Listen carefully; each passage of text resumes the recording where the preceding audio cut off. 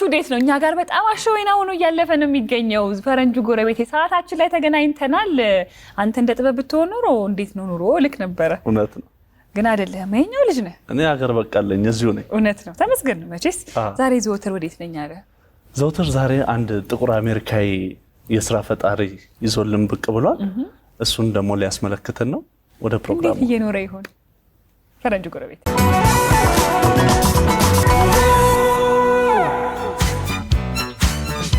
Hi, my name is Sean Roseberg, also known as Red, and also known as the Black Traveler. ሰላም፣ ስሜ ሾን ሮዝበርግ ይባላል። ሬድ ወይም ጥቁር ተጓዥ በሚለው ስያሜ እታወቃለሁ። ተወልጄ ያደግኩት ሃርለም ኒውዮርክ ውስጥ ነው። ሃርለም በባህል በጽናት በፈጠራ የበለጸገ ቦታ ነው። በዛ አይነት ሁለገብ አካባቢ ማደጌ ለታሪክ ለስራ ፈጠራ አዲስ ባህል ለማሰስ ያለኝን ፍቅር እንዲዳብር ረድቶኛል። የግል እሴቶችን የሚያንጸባርቁ እንቅስቃሴዎች ላይ በመሳተፍ ማለትም በነጻነት ፈጠራና የማህበረሰብ ማጎልበት ግንባታ ላይ ከ15 ዓመት በላይ ቆይቻለሁ። ይህ በጉዞዬ ዓለምን የመዞር እድል ሰጥቶኛል። አዳዲስ ቦታዎችን መተዋወቅ ብቻ ሳይሆን ከአካባቢው ማህበረሰቦች ጋር ትርጉም ባለው መንገድ መገናኘት፣ ታሪካቸውን መጋራት፣ ሀሳቦችን መለዋወጥና በምችለው መንገድ ሁሉ ድጋፍ መስጠቴን የግል ተልዕኮዬን አድርጌዋለሁ። አዲስ አበባ ውስጥ መኖር ከጀመርኩኝ 1 ዓመት ሆኖኛል። የኢትዮጵያ ጥልቅና ጥንታዊ ታሪኳ ብቻ ሳይሆን የህዝቦቿ የማይታመን መንፈስ ልቤን ገዝቶታል። ከባህላዊ መሰረት የመነጨ ግን በችሎታና ብቃት የሚንቀሳቀስ ልዩ አቅም ኃይል ያለው እንደ እንግዳም ቢሆን የዚህ ቅኝት አካል በመሆኔ ክብር ይሰማኛል። መጓዝ ለኔ የትርፍ ጊዜ ማሳለፊያ ነው። በተጨማሪም አዳዲስ ነገሮችን የመማሪያና በባህሎች መካከል ድልድይ ፈጣሪ መንገድ ነው ብዬ አምናለሁ። በስራ በባህል ልውውጥም ሆነ በማህበረሰብ ተሳትፎ የሚከተለው ዓላማ አንድ አይነት ነው። እርሱም የተሻለ ግንኙነትን ለመገንባት፣ ተስማሚነትን ከፍ ለማድረግ፣ እንግዳ የሆነበትን ስፍራ ከሚጠይቀው በላይ በተሻለ ሁኔታ ማየትና መገኘት ነው። To build connections, uplift voices, and leave every place I visit better than I found it.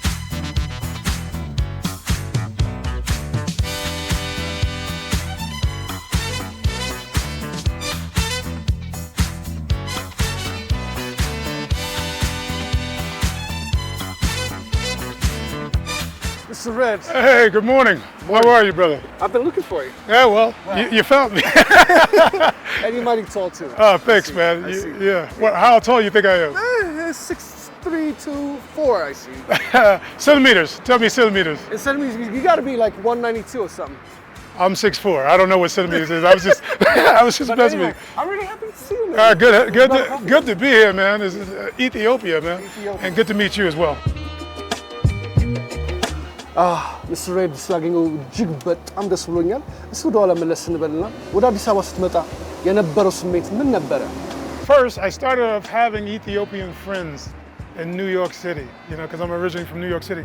ለመጀመሪያ ጊዜ ጓደኛ የሆንኳቸው ኢትዮጵያውያን ስለ ሀገራቸውና ስለ ምግባቸው ቆንጆነት ሁል ጊዜ ነግሩኝ ነበረ። በኋላ በስዊድን የሚኖሩ ኢትዮጵያውያን ጓደኞቼን ለመጎብኘት ሄድኩኝ። ቤተሰቦቻቸውን አግኝቼ ባህላዊውን የቡና ስነ ስርዓት አጣጥሜ ሞቅ ያለ መስተንግዷቸውንም አይቻለሁ። ሁሉም ኢትዮጵያን መጎብኘት አለብኝ ይሉኝ ነበረ። ከዓመታት በኋላ ከአንዱ ጓደኛዬ ጋር ወደ አፍሪካ ለመጓዝ አቀድን። በመጨረሻም ኢትዮጵያን ለመጎብኘት ወሰንን። እናም በኒውዮርክ የተጀመረው ጉዞዬ በስዊድን በኩል አድርጎ እዚህ አምጥቶኛል። It took from New York to Sweden to finally coming here, but I'm here now. በስራ ፈጠራ መስክ ውስጥ 15 ዓመትና ከዛ በላይም እንዳሳለፍክ ቀድመ ተናግራልና ያ ጉዞ ወደ ኢትዮጵያ እንዴት አመራህ? I don't think it's originally that I started to think about doing anything in business in Ethiopia. መጀመሪያ ላይ ኢትዮጵያ ውስጥ ቢዝነስን ለመስራት አልነበረም እቅዴ። ባህሉን መመርመር፣ ሰዎችን ማግኘትና ምግቡን ማጣጣም ነበር ዓላማዬ። ከኒውዮርክ በተለይም ከሃርለም አካባቢ መምጣቴ በብዙ ባህሎች ተከቦ ማደግን ስለፈጠረብኝ ወደ ኢትዮጵያ ለመምጣት ያለኝ ፍላጎትን አነሳስቶታል። ማህበረሰቡን ለመርዳት አስፈላጊ እንደሆነ በሚያምንና ሃይማኖት ጠባቂ ቤተሰብ ውስጥ ነው ያደግኩት። የነበረኝ የኋላ ማንነት በስራ ፈጠራ ውስጥ ከሌሎች መውሰድ ብቻ ሳይሆን ለማህበረሰቡ መልሼ እንድሰጥ አነሳስቶኛል። ወደ ኢትዮጵያ ስመጣ አስተዋጽኦ ለማበርከት መንገዶችን ፈለግኩ። አንድ የሀገር ውስጥ የእግር ኳስ ቡድን በማህበራዊ ሚዲያ አነጋግሮ ድጋፍ ጠየቀኝ። እኔ የአሰልጣኝነት ሙያ የለኝም፣ ነገር ግን የበጎ አድራጎት ጨዋታዎችን በማዘጋጀት መርዳት እችላለሁ። ያ ጥረት ከአሜሪካን ጓደኞቼ ጋር እርዳታ ገንዘብ እንድናሰባስብ በማድረግ እዚህ አዲስ አበባ የሚገኘውንና እየተስፋፋ የሚገኘውን የበጎ አድራጎት እግር ኳስ ክለብ አስገኘ። Charity football club that is now spreading through Africa right now, but started right here in Addis Ababa. ሚስተር ሬድ ብቻም ሳትሆን የምትባለው ጥቁሩ ተጓዥ ወይም በእንግሊዝኛው the black traveler ተብለህ የምትጠራውና ለምንድን ነው ያ ስም ለአንተ የተሰጠ? I was traveling well before the name Black Traveler. I was just traveling as Red. ጥቁሩ ተጓዥ የሚለውን ስያሜ ከመፍጠሬ በፊት ሬድ በሚለው መጠሪያ ብዙ ተጉዣለሁ። አንዳንዴ ከጓደኞቼ ጋር፣ አንዳንዴ ደግሞ ለስራ ዓለምን የሚያስስ አሜሪካዊ ጥቁር ሰው ነበርኩኝ። በቤተክርስቲያን ኮሌጅ ውስጥ በምሰራበት ወቅት የተጎዱ ህጻናትን ወደ ተለያዩ ሀገራት ለመውሰድ፣ ሌሎች በተፈጥሮ አደጋ የተጎዱትን ለመርዳት ጭምር ፕሮግራም ፈጠርን። አንዱ ጉዟችን ከአሜሪካን ወደ ናይሮቢ ኬንያ ወሰደ። ኬንያ አፍሪካን ለመጀመሪያ ጊዜ የረገጥኩባት ሀገር ናት። እዛ መቆየት መቻሌን እኔን ለውጦኛል። አሁን ከ50 በላይ ሀገሮች ሄጃለሁ። መጓዝ ባለብን አቅም ሌሎችን መርዳትና ማበረታታት ሊሆን ይችላል። የጉዞ ተሞክሮዬም ጉዞ ማለት መሄድ ብቻ ሳይሆን አዳዲስ ቦታዎችንም ከማየት የበለጠ ነገር እንደሆነ እንድገነዘብ አድርጎኛል። ብዙ ጥቁር አሜሪካውያን ከአሜሪካን ወጥተው አያውቁም። እናም እንዲጓዙ፣ እንዲማሩ፣ እንዲዝናኑና መልሰው እንዲሰጡና እንዲያበረክቱ ማነሳሳት አንዱ ፍላጎቴ ነበር። አንድ ቀን ከቅርብ ጓደኛዬ ጋር በስልክ እያወራን እያለን ሁለታችንም ለውጥ እንደሚያስፈልገን ተስማማን። አንድ ጠቃሚ ነገርም ለመጀመር ወሰንን። ጥቁሩ ተጓዥ። ጥቁሩ ተጓዥ የሚለውን ስያሜ የተፈጠረበት አጋጣሚ ያ ነው። ሌሎች ሰዎች ዓለምን ለአንዳች ዓላማ እንዲያስሱ ማነሳሳት የሚፈልጉ ሁሉ ይማሩ፣ ይደሰቱ፣ ኢንቨስት ያድርጉላለሁ። Is to ensure exactly what I just said to you. Learn, enjoy, invest.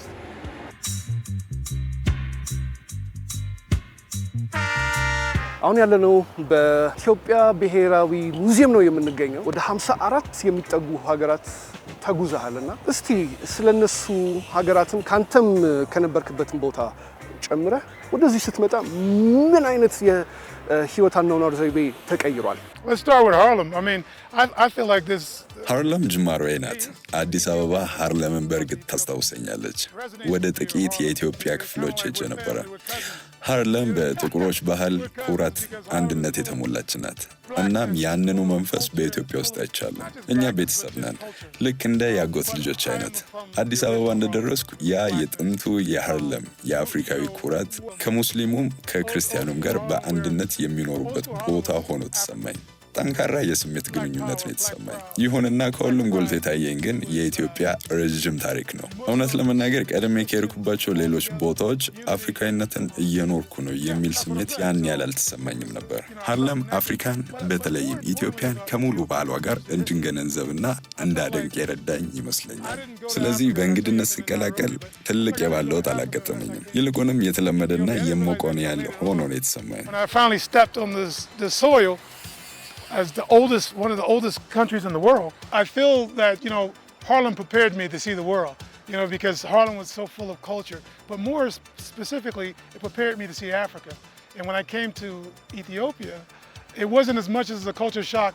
ሚስተር ሬድ እንግዲህ በጣም የሚገርም ነው። 54 ሀገራት እና ከዛም በላይ የተለያዩ ቦታዎችን ስትጎበኝ የተለያዩ ባህሎችን፣ የተለያዩ ህዝቦችን፣ የተለያዩ ማህበረሰቦችን ትቃኛለህ ብዬ ነው የማስበው እና የእነዚህ ሁሉ ሀገራት ባህል አለ፣ ትውፊት አለ፣ እሴት አለ። እነሱን የማክበርና ባላንስ አድርጎ የመኖሩን እይታ እንዴት ልታዳብር ቻልክ? First off, be patient with culture. You have to be patient with culture.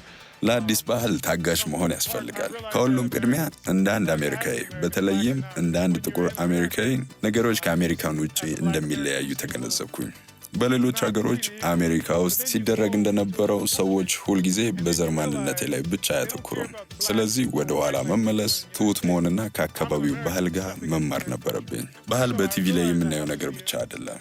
ሰዎችን ለመረዳት ጊዜ፣ ጉልበት፣ እውነት፣ ጥረት ይጠይቃል። ያ ግንኙነት ከገንዘብ የበለጠ ዋጋ ያለው ነው። ለማደግ ክፍት መሆን አለብህ። ክፍት ከሆንክ ከመጣህበት በተሻለ ሁኔታ ትሄዳለህ። ወላጆቼ ሁልጊዜ ነግሩኝ የነበረው አንዱ ነገር ይህ ነው። ከ5 ዓመት የተለያዩ ጉብኝቶች ቀጥሎም የ1 ዓመት የኢትዮጵያ ቆይታዬ በኋላ የሀገሪቱ ትልቅ ሀብት ህዝቧ መሆኑን ተረድቻለሁ። ምንም አይነት ነገር ቢገጥመኝ እንኳን ሁልጊዜ በፈገግታ በደግነትና በጣፋጭ ምግብ መንከባከቤን አውቃለሁ። ኢትዮጵያን ከ20 ዓመት በፊት ባየኋት ብዬ እመኛለሁ። ነገር ግን የአሁኗ የወደፊቷ አካል በመሆኔ ደግሞ ኮራለሁ። በተለይ የአዲስ አበባ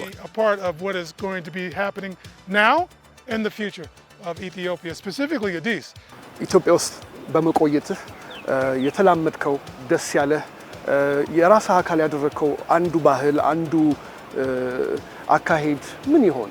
First off, I came here a bit chubby.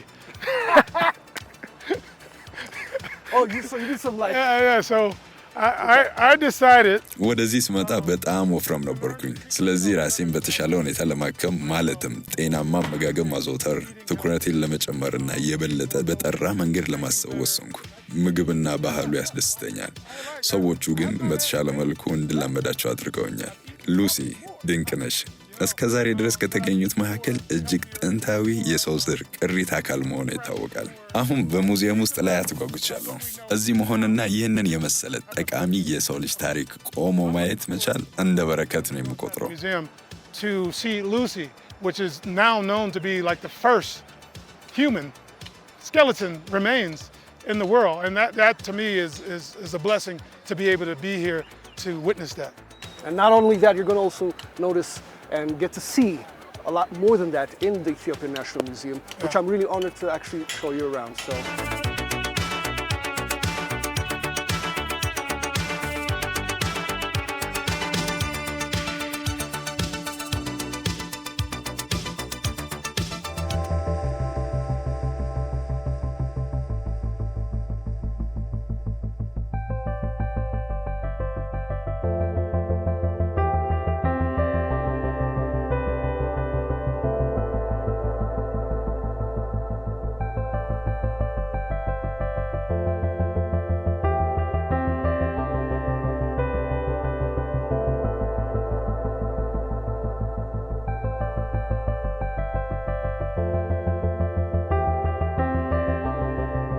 አንተ ወደ ኢትዮጵያ መምጣትህ ከስምህ ጋር እንዴት በታሪክም ከተልእኮህም ከዓላማህም እንዴት ያገናኘዋል? Speak as an African American, Ethiopia is like a myth, some place that you probably don't think you'll ever go to. ኢትዮጵያ አፈ ታሪክ ነበር የምትመስለኝ። ስለ ሀገሪቱ ብሰማም የመምጣት ሀሳብ ግን አልነበረኝም። እዚህ በአፄ ኃይለ ሥላሴ ዙፋን ፊት ለፊት ቆሜ ማውራታችን ያላሰብኩት ህልም ሆኖ ይሰማኛል። ኢትዮጵያ በታሪክ በባህል የበለጸገች ከዓለም ታዋቂና አንጋፋ ሀገራት አንዷ ነች። የማየውም ነገር ከማንነቴ ጋር በጥልቅ የተያያዘ ነው። እዚህ በመሆን አመስጋኝ ነኝ። እንደ ጥቁር ተጓዥ የኔ ተልእኮ ሌሎችን ማሳወቅ፣ መርዳት ነው። በተለይም ለጥቁር አሜሪካውያን ኢትዮጵያ አፈታሪክ ሳትሆን አሁን ትክክለኛ ሀገር ነች ማለት እፈልጋለሁ። ታላቅ ሀገር ነች። ያንን ብዙ ሰዎች መጥተው በራሳቸው እንዲያዩት እፈልጋለሁ። My goal is to get more Americans and people around the world to come visit this myth point. ኢትዮጵያ ውስጥ ታዲያ እዚሁ በመገኘትህ በጣም በልዩነት እና በትኩረት የምታደንቀው ወይም ደግሞ በጣም ቦታ የምትሰጠው ከማንነትህ ጋር በጣም የተቆራኘልህ እና ብዙ ነገር የነገረልህ ነገር ምንድን ነው? The people are the most precious jewel that Ethiopia has. So I think ህዝቡ የኢትዮጵያ ትልቅ ሀብት ነው። አንድ ሰው ባናገረኝ ቤቱ ጋብዞኝ ከጉርሻ ጋር ምግብ ሲበሉ ባየው ቁጥር ከዚች ሀገር ጋር የልብ ግንኙነት እንዳለኝ ይሰማኛል። ያ ነው የእውነተኛ አቀባበልና የባህሉ አካል መሆንን እንዲሰማኝ ያደረገው። ታሪክን በሐውልቶችና በኪነ ህንፃ መጎብኘት ደግሞ በየቀኑ ባህሉን እንድረዳ በጥልቀት እንዲሰማኝ ይረዱኛል። በነገራችን ላይ የሃርለም ሰው እንደመሆነ የጥቁር ኩራትና የነጻነት ንቅናቄ ታሪክ ደሜ ውስጥ አለ። እናም ጀግኖች ለነጻነታቸው ታግለው ያሸነፉበት ቦታ ኢትዮጵያ ውስጥ መሆኔ ለኔ ሙሉ ክብር አጎናጽፎኛል። ስለዛ በደል ሳስብ ላለቅስ እችላለሁ። ስሜታዊ ነው የሚያደርገኝ። በጥቁር ተጓዥ ዓላማ በኩል ሌሎችም እንዲመጡ ትግልን፣ ነጻነትንና ታሪክን የሚወክል ቦታ ላይ እንዲቆሙ ፈልጋለሁ። ኢትዮጵያ ከዛ ብርቅዬ ቦታዎች አንዷ ነች። እናም ሁሉም እዚህ የተሰማኝ ሊሰማ ይገባል። እዚህ በመሆኔ አመስጋኝ ነኝ። And I think this is a part that people should experience. I think you probably look forward to other things over here in the studio, in the place too, Yeah, right? let's go.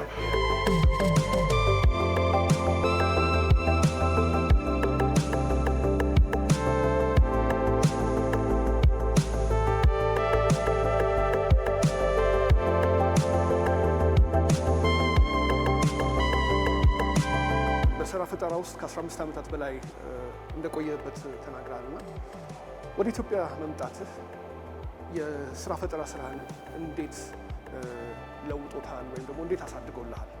Ethiopia has inspired me, as I told you earlier, it inspired me to focus more on self and reflection and even physical. ኢትዮጵያ ግላዊ እድገትና ወደ ራስ ማንነት መመለስ ላይ የበለጠ እንዳተኩር አነሳስተኛለች። በዚህም ነው ማህበረሰብንና ፈጠራን የሚደግፍ ኢመርጅ ኢንተርናሽናል የተባለ ቢዝነስ የጀመርኩት። አሁን የፋሽን ትዕይንት እያዘጋጀው ነው። The Black Travel Football League የተሰኘ የበጎ አድራጎት እግር ኳስ ሊግም እዚሁ ኢትዮጵያ ውስጥ ጀምረናል። Ethiopia, called the Black Traveler Football League.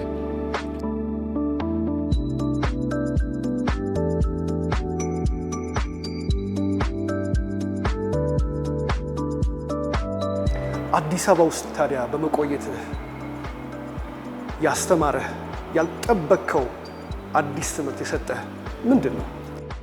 I didn't necessarily expect the opportunity to be so close to the people.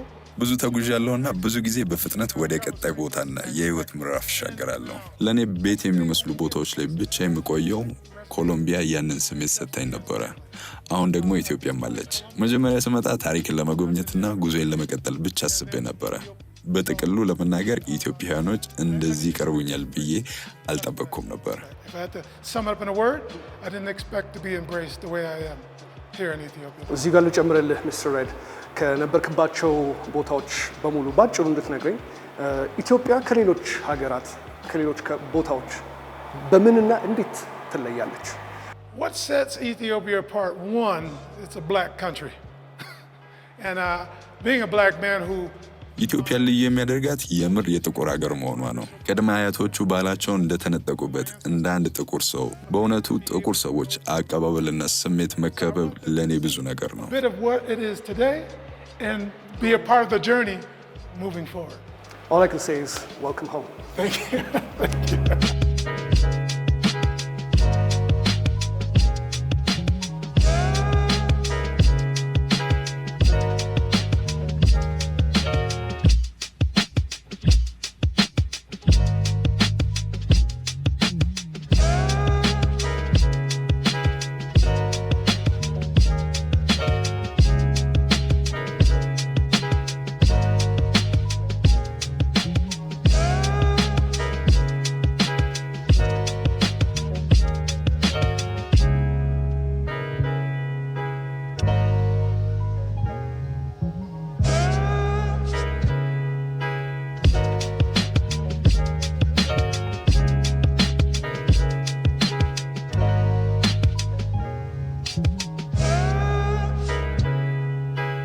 Mr. Red, ሀገር ቤት ምን ይናፍቃል?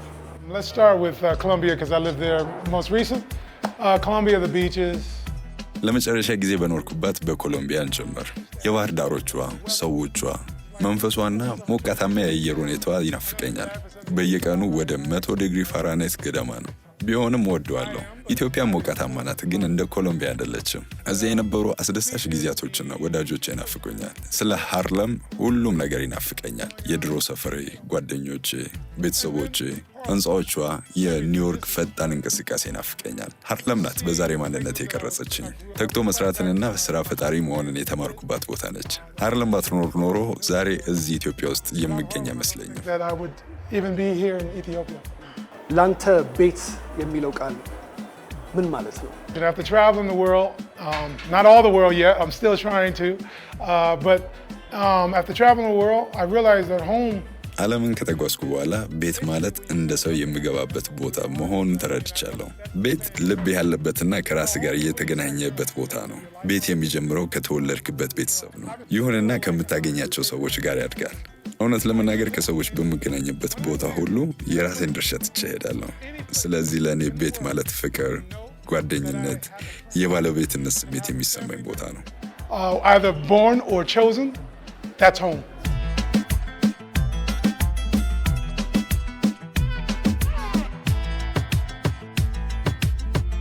I know you've heard a lot more about Taj, Yes. but I'm pretty sure you haven't heard about Birs before, First time. Which is weird. which is weird. Yeah, because nobody's ever said, hey, what is the name again? Birs. Birds. Birds. B-I-R-Z. Oh, birds. Birs. Yeah. First time. Exactly. Honey and water. That's it. Straight up. Simple drink. Okay, well, salud.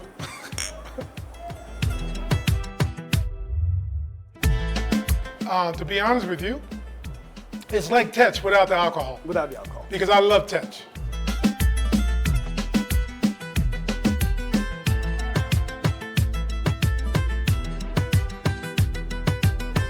ከዚህ በኋላ ስታዲያ ምን ለማድረግ አቅደሃል? ምን ለመስራት አስበሃል? እንደ ስራ ፈጣሪና እንደ ጥቁር ተጓዥ?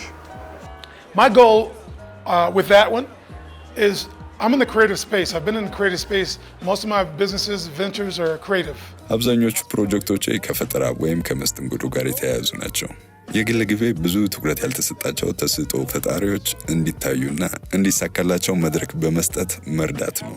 አብረን የምናድግበትን ይህንን ዓላማ ኢመርጅ እለዋለሁ። በቅርቡ ከሽሮ ሜዳ የእግር ኳስ ክለብ ጋር የጥቁር ተጓዥ የእግር ኳስ በጎ አድራጎት ሊግን ለመጀመር በትብብር እየሰራው ነው። የጥቁር ተጓዥ ዓላማ ከዚህ ኢትዮጵያ ጀምሮ በማደግ የተለያዩ ማህበረሰብ አካላትን መደገፍ ነው። In Africa right now, starting here in Ethiopia.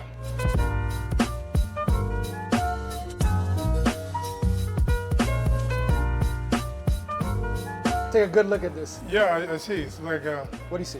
What do you really think it is? the Jello. Okay. Okay. I've had this. What do you call it? I don't remember, Okay. but this is spicy, you know? It is. It Yeah. is definitely So I've had this. You can have this with meat. Yes. Yeah, It but- is meat. Maybe kitfu. Kutfo. It is. Ah! Yes. I didn't want to say it wrong. No, you're right. This is the Yeah. raw kitfo, and this Okay. is the fried kitfo. Okay, so they both kitfu. They're both kitfo. And what is this in the middle? The green. I mean the The yellow. so-called jelly thing called. Yeah, jelly. is- Because it's gelatin. No, it's called bulla. Bula. Okay. Very tasty and very, very good for the bones and very. Good for the bones. Okay, so it's full of calcium. And what they call this food is bulla bakitfo. Bula, Bulla bakitfo. bakitfu. So whenever you actually happen to go to Order it when I want to order it. Bula, bulla bakitfo. bakitfu. Or if you really want to say it in English, say bring me bulla and the kitfo. Both. Bula and kitfu. Yeah. Bula, kitfu. But I cannot eat together with you because it's supposed to be fasting, and fasting food will be served to me. So this will be all yours. The spoon is underneath there, so you just have to dig in the way you know how to dig into. Okay. Go ahead. Wait, no, we're not going to wait for your food? You know you. Oh, your food's here. Good, because I don't want to eat alone. All right, so.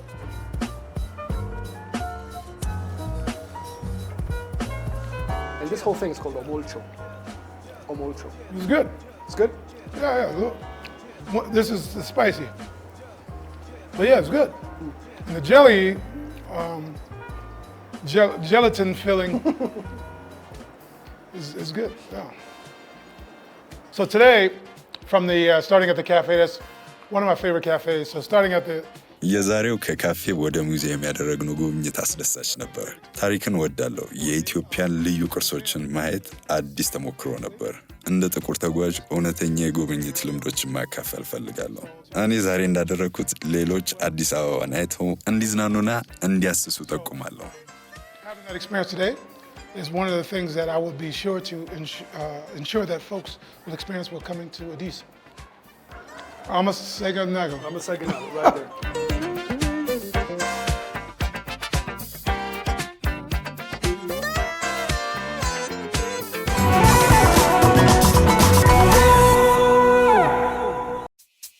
ውድ የኢቢኤስ ቴሌቪዥን ተመልካቾች ይህ በስክሪኑ ላይ የምትመለከቱት ትክክለኛው የፌስቡክ አካውንታችን ነው።